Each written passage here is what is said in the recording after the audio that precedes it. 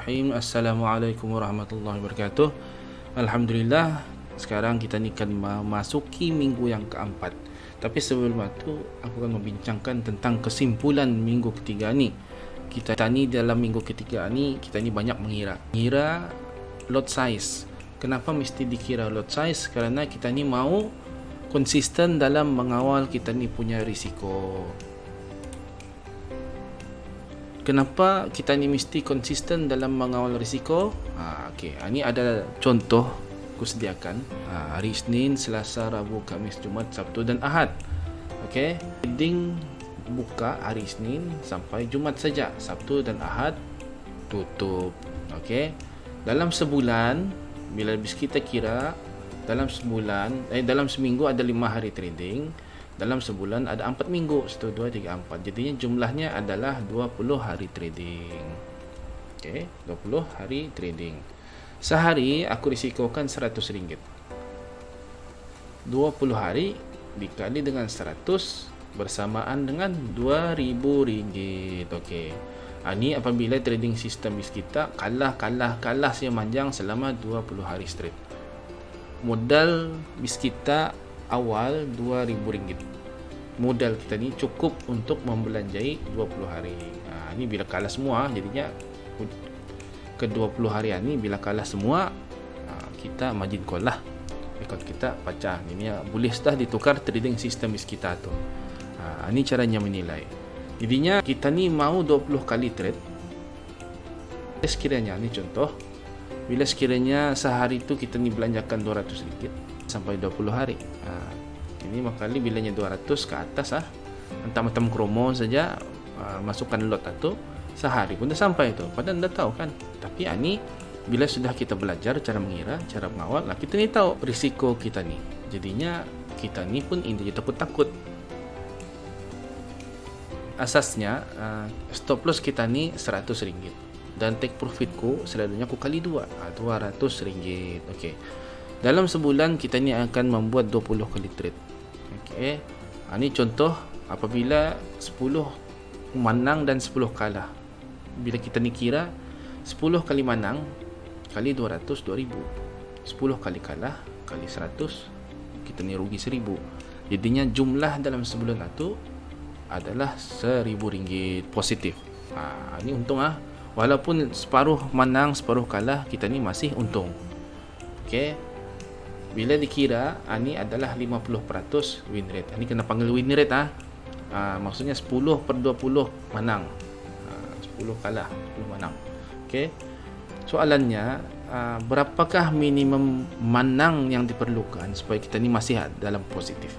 Okey. Contoh seterusnya, apabila kita 6 menang. 6 saja menang dalam 20 trade itu, 6 kali saja menang kali 200, 1,200. Yang lebihnya kalah, 14 loss kali 100. Jumlahnya adalah ini kita ni rugi RM200. 6 menang 14 kalah. Bila dikira ditukarkan ke peratus adalah dalam 30% win rate. Okey. Ini last contohnya. Ini satu lagi contoh. 7 kali menang kali 200, 1,400.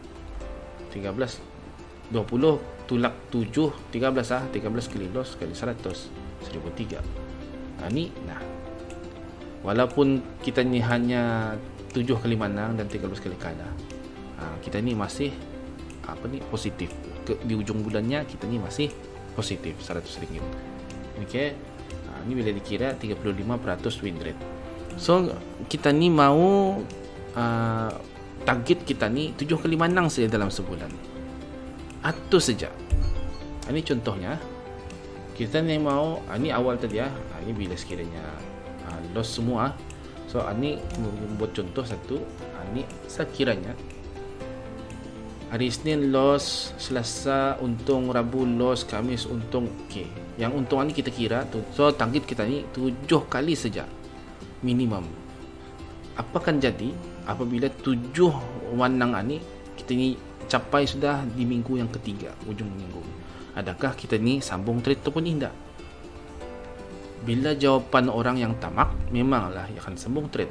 Tapi bila orang yang menjaga, yang ingin mengawal risiko, memang yang akan sambung trade. berehat tah, sambung tah bulan depan. Kenapa? Okey, bila kita lihat sini, bila kira, ini cara perkiraannya. Ini yang asal tadi ya. 7 bila aku ambil semua, 7 win, 13 loss bila aku ambil semua. Tapi bila sekiranya yang 5 hari itu udah aku ambil, apa jadi? 8 loss tadi kan.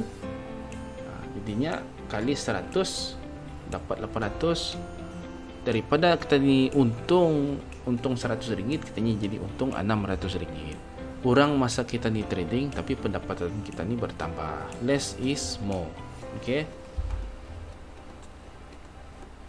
Ini adalah formula lot size. Risiko RM100. Ini yang kita mau kawal RM100. Stop loss kita ni 2-3 minggu lepas kita ni tetapkan 50 pip saja, dan pip value boleh diambil daripada website Mataf. Okay. Untuk minggu yang keempat, stop loss ni kita akan tukar. Kita ni tidak akan memakai fixed stop loss. Kita ni akan memakai ATR, iaitu average true range. Apakah sebenarnya ATR ini? Kita ni melihat ke dalam chart. Ni Euro GBP ya. Siapa ada pakai komputer ataupun PC, senang ni. Kita boleh tile. Ini Euro GBP, ini Euro New Zealand. Kita ni boleh membezakan antara dua ni. Untuk memasukkan ATR senang saja.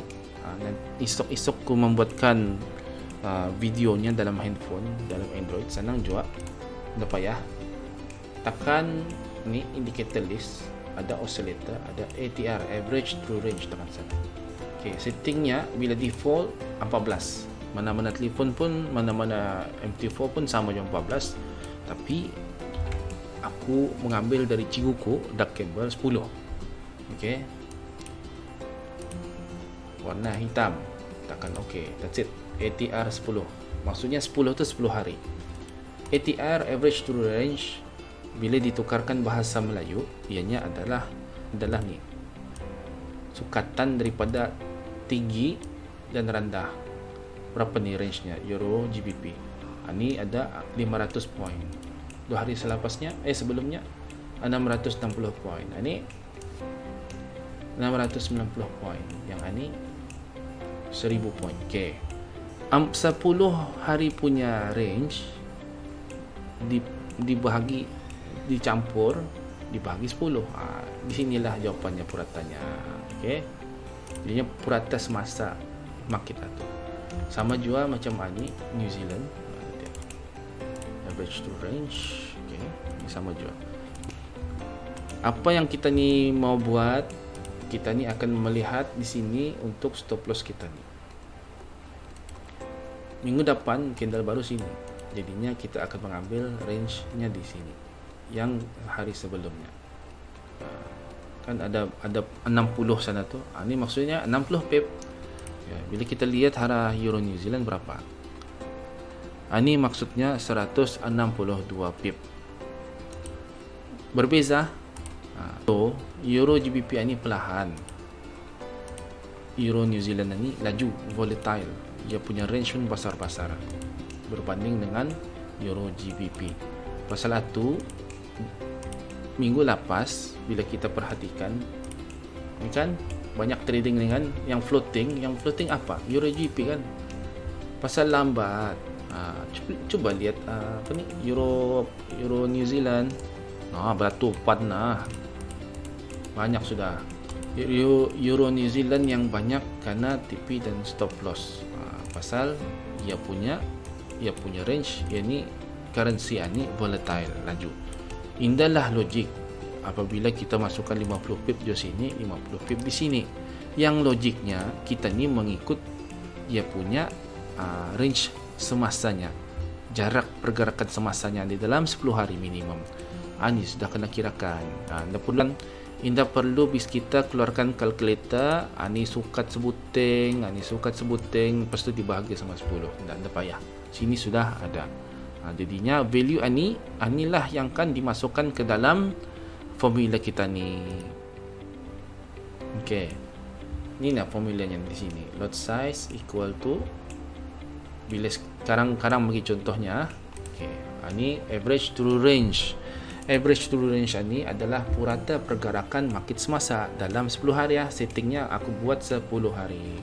Bila untuk Euro GBP ini perlahan saja. Pasal itulah bila habis kita lihat, habis kita tadi multi terminal banyak yang masih floating. Euro GBP kan masih floating. Okey.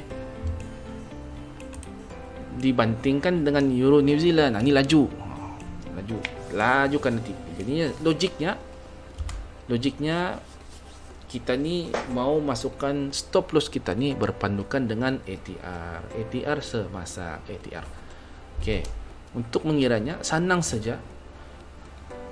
Ini kan 60 pip tadi kan. Okey, ini Euro GBP 100 memang sudah tahu pip value melihat arah website atau stop loss ni kita lihat dari di sini.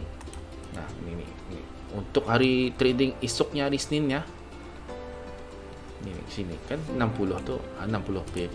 Jadinya masukkanlah sini 60 pip. Dikalkulate, inilah jawapannya. 0.13 anda payah pakai ni yang ni, jadikan 2 decimal places saja. Bila sekiranya ini 9 pun jangan dinaikkan ke 1, 0.14, biar dia 0.13 saja. Okey. Seterusnya, ini Euro GBP ya. Yang ini Euro New Zealand pip value-nya ini sama. Ini Euro New Zealand punya lot size untuk esok risiko maintain RM100. Pip value let's check arah mataf 6.47 dan stop loss-nya adalah 162.